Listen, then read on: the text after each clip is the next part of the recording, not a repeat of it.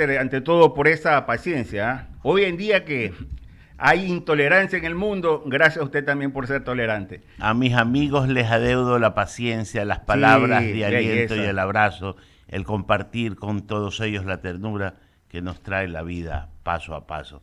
Así para saludarlo con todo cariño, No, Walter. desde luego, bien recibido aquí Walter Spurrier. Walter, entro en materia. Impuestos salida de divisas, entiendo que se va a mantener el 5.3% cuando el gobierno había señalado que iban a reducirlo al 2%. Y esto se va a mantener hasta el mes de diciembre de 2024. ¿Cuál es su criterio al respecto, Walter?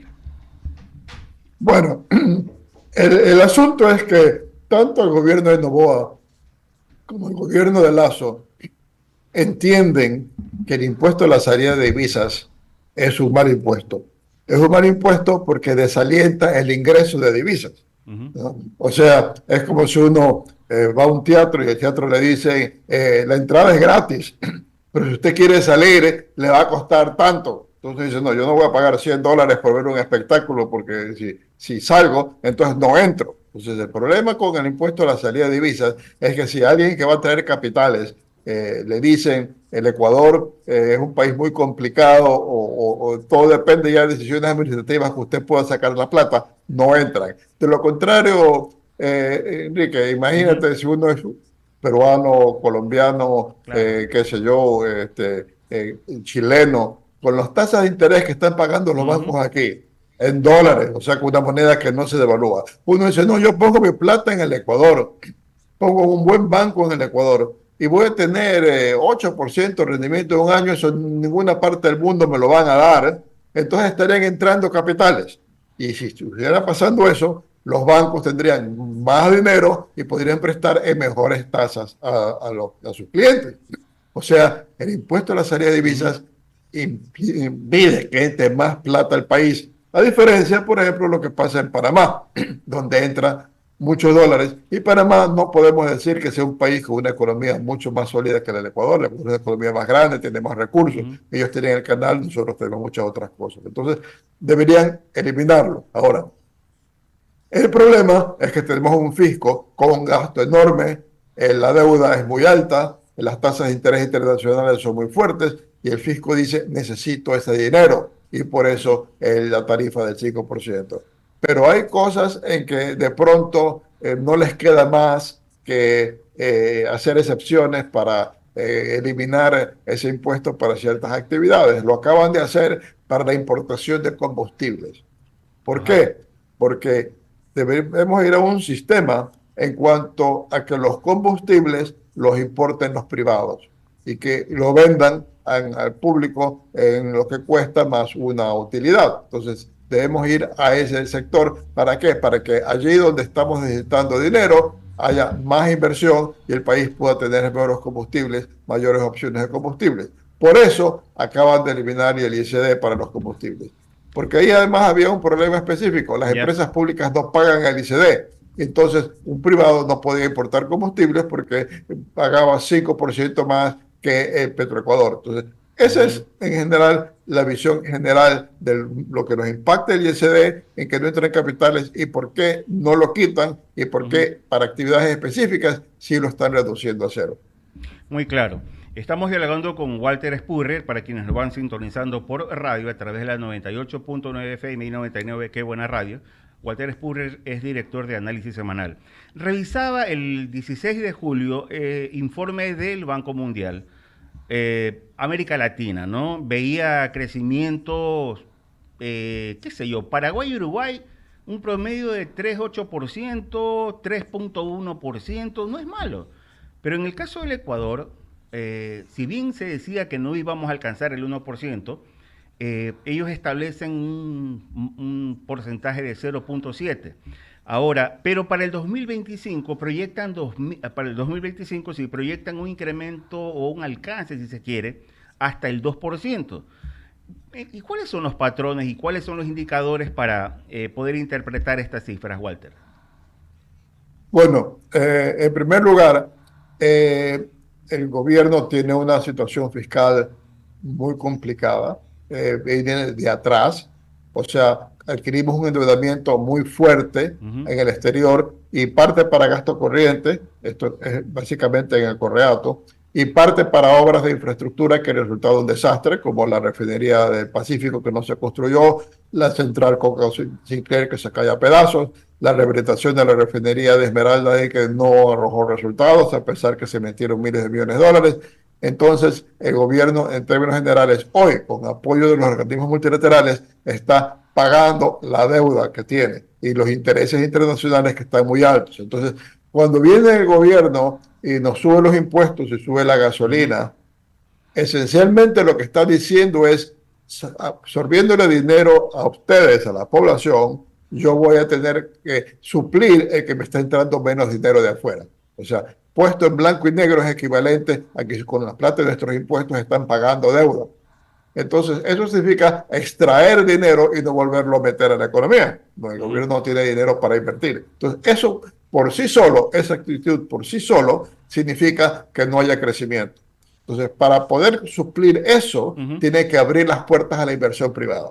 Y ahí tienen aspectos como el ISD, ahí tienen aspectos como la Corte Constitucional que pone 10.000 trabas para la inversión, porque ellos tienen Sí, la visión de que desafortunadamente. si un país prospera y comienza, necesariamente habrán más edificios, habrán más fábricas, la gente comprará automóviles y eso tiene impacto ambiental, es mejor que la gente sea pobre. Entonces es la visión que no lo explicitan así, pues son las consecuencias de sus acciones que están tomando, que están bloqueando la inversión privada. Entonces, si el Estado básicamente paga hacia afuera paga las deudas y no invierte y se impide que haya una inversión privada, entonces el resultado es un estancamiento. Y si a eso sumamos que por la consulta que manipuló la Corte Constitucional A eso vamos a voy. privarnos de una Eso. producción económica petrolera que nos significan ingresos de 1.300 Ujú. millones de dólares al país, eso por sí solo implica que tenemos que importar 1.300 millones de Sí, cosas señor. menos porque no entra inversión.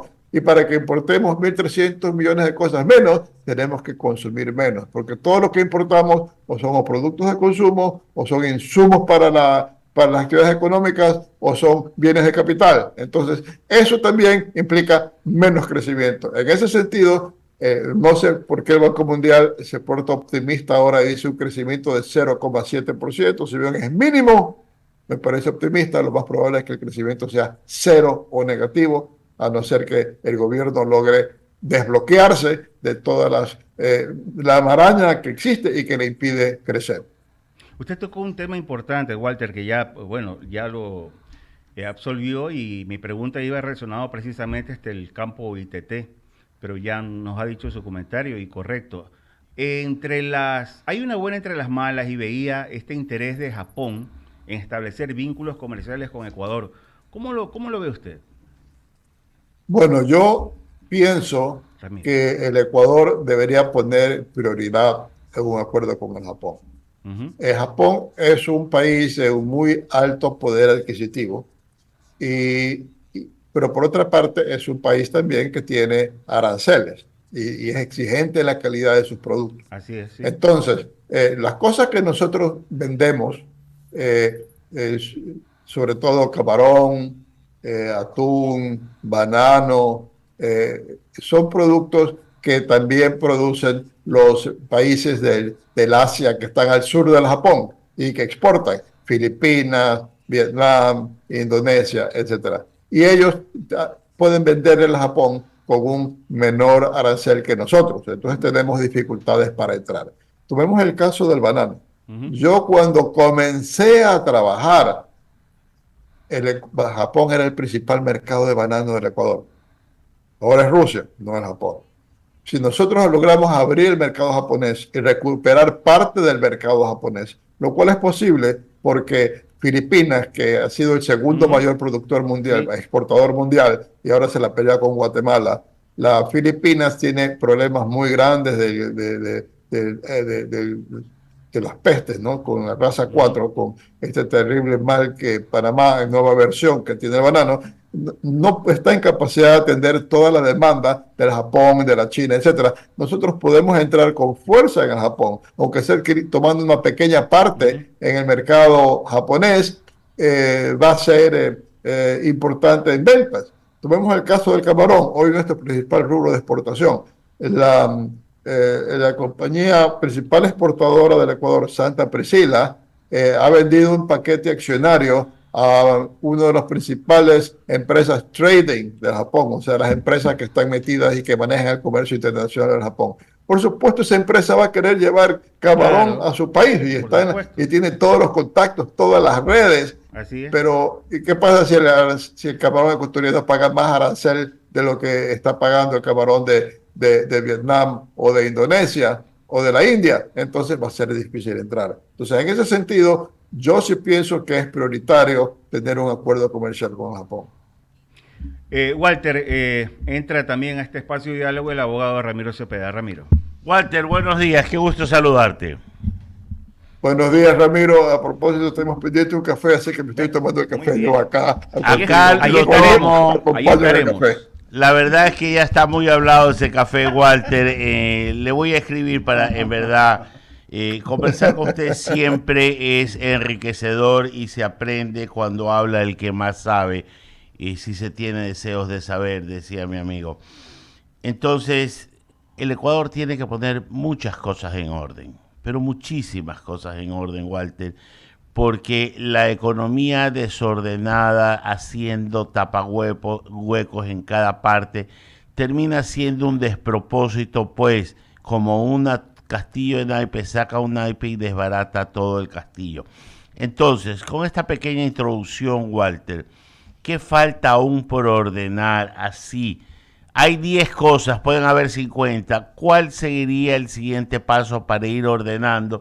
Ya hemos ido focalizando los combustibles, ya estamos más o menos fondeando la caja fiscal, estamos ordenando, arremiendo las deudas a nivel internacional, pero seguimos teniendo un endeudamiento desproporcionado, seguimos teniendo el tema de las pensiones como una bomba de tiempo, las pensiones de la seguridad social, los estudios actuariales de esa institución.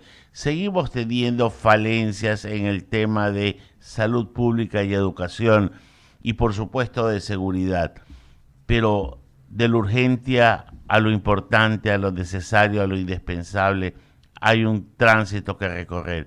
¿Cuál sería el siguiente paso visto desde su óptica, Walter? Bueno, Ramiro, así como tú lo pones, y voy a dar entonces una respuesta de lo más amplia posible, y es, hay que destrabar, abrir las puertas, quitar las trabas al ingreso de la inversión privada. ¿Por qué? Porque como tú bien señalas, el Ecuador, su gobierno, está en el proceso de tratar de poner orden en las cuentas públicas.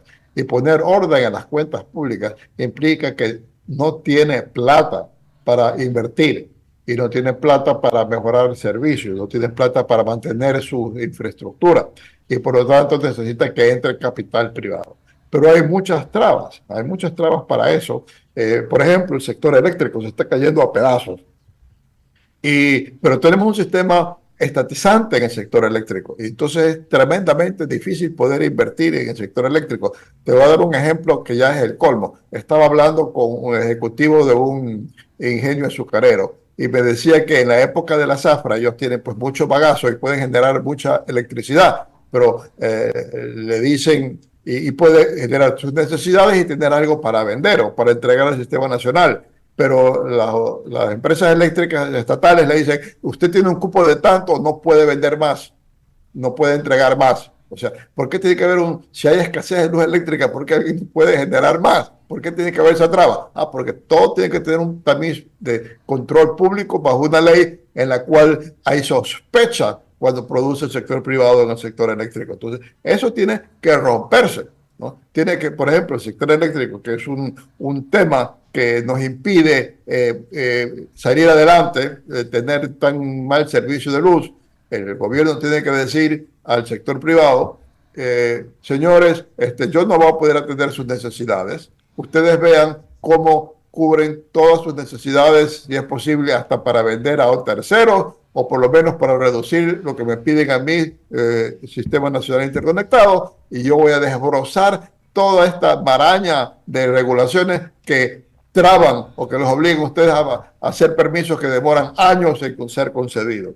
Entonces, si hace eso el gobierno, habrá una inversión privada importante. En primer lugar, esa inversión privada va a mover empresas, va a haber empresas que van a estar vendiendo servicios, van a tener que contratar empleados, va a mover plata, muchas de esas empresas traerán plata de afuera. Lo mismo los ciudadanos, muchos ciudadanos que estén en la posibilidad de decir, bueno, yo voy a poner unas cuantas placas de fotovoltaicas para reducir mi consumo en mi casa, porque entonces con eso me baja la tarifa, porque la tarifa estoy pagando, qué sé yo, 31 centavos de tarifa, porque la manera como computan mi uso eléctrico es muy alto, yo pongo estas placas y va a bajar la tarifa a la mitad y por lo tanto eso ya es pagable. Entonces, todas esas cosas se harían y de pronto vamos a tener una mayor oferta eléctrica con inversión hecha por los privados. Ese es un caso, por ejemplo.